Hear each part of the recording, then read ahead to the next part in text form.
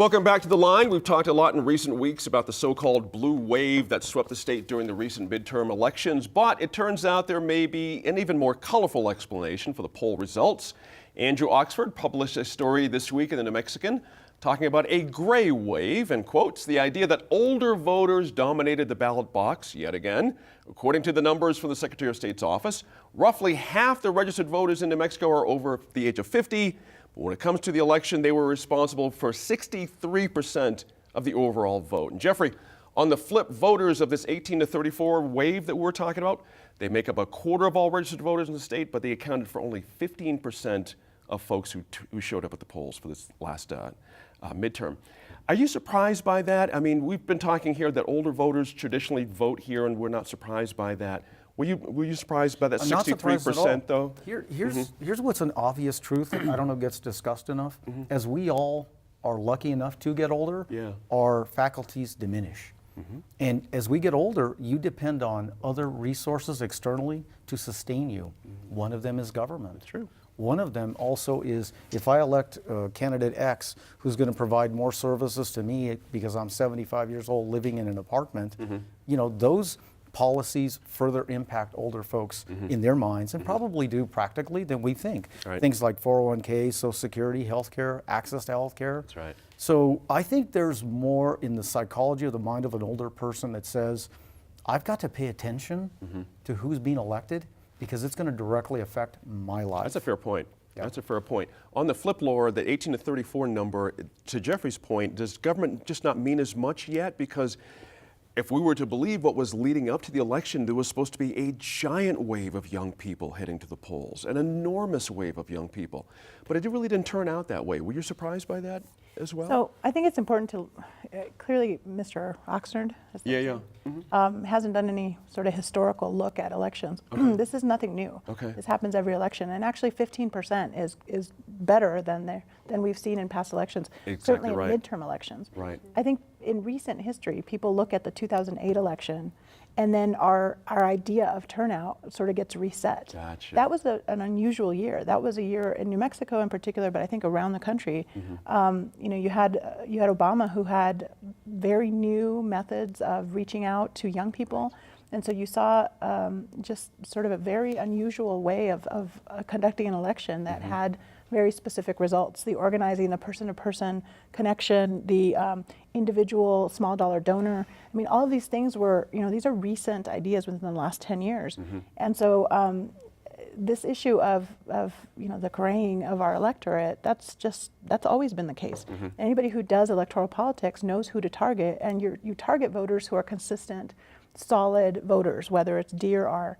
And those people tend to be older because they're the ones who vote. And if you want to win, you know, you need to spend the resources on them.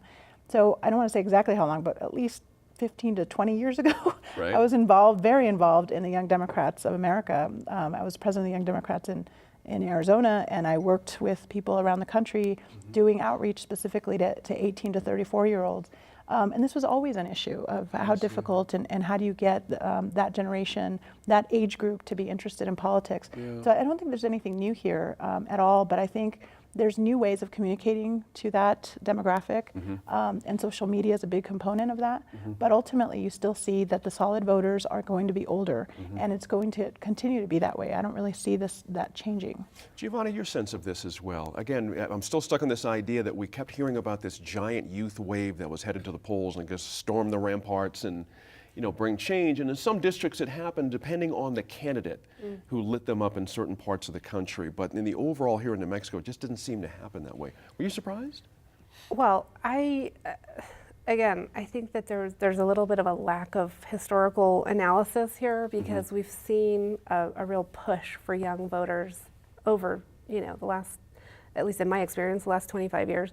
I was involved in getting out the youth vote, you know, for Clinton and all along. Rock the Vote. And then there's Rock the Vote. So I think there's a lot of energy and momentum that goes into getting the youth vote out every cycle, right? Like we see this happen.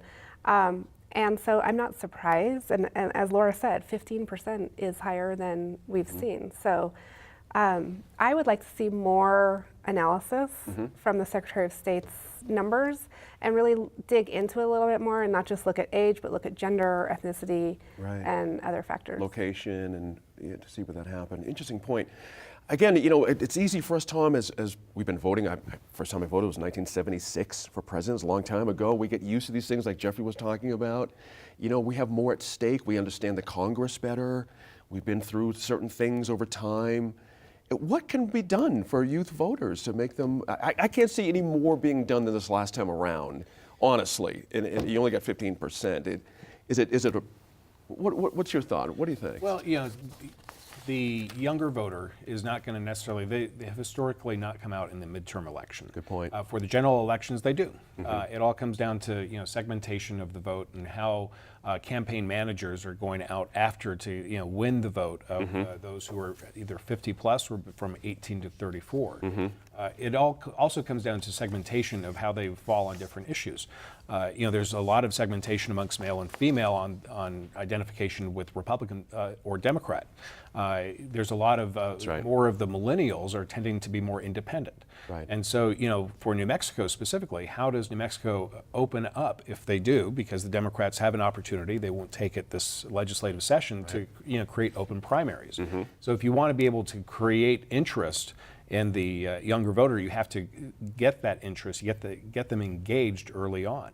And I think what we have here is that there was just nothing compelling for the younger voters in the primary elections, especially on the Republican side, for the younger voter to be engaged. So find ways to engage the younger voter will get engaged. You know, Gene, if I could add, you know, young people grew up with the smartphone and convenience and immediacy. That's right. Why can't we invent, I mean, we sent someone to the moon 60 years ago. Right. Why can't we invent a technology? Not according to Steph Curry. Right, apparently. That's true.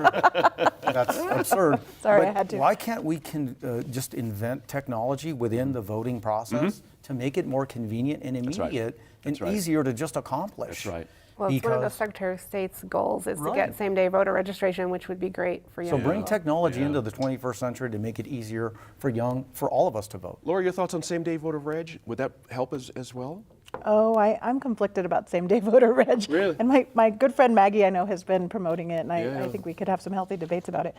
I think for me, it's hard for me to sort of wrap my mind around it because I've been such a political person for so long and understand sort of the way that campaigns work, and it's hard for me to, in terms of getting certain, you know, your candidate elected, how does that same-day voting or same-day registration and voting impact your sort of effort? Because there's so much logistics that goes into, okay, the early voting, the absentee, you know, because ultimately it's about getting your supporters to change your vote. strategy. That's right. You would completely have to change your strategy. Yeah. And so Right. for me, I'm conflicted, but I can see some definite benefits. I do think that this generation, millennials, have an expectation, and really they're the ones with the disposable income. They're the ones that are going to be coming up with, you know, they're forced to be reckoned with as far as the generational issues, much bigger certainly than my generation, the Generation X.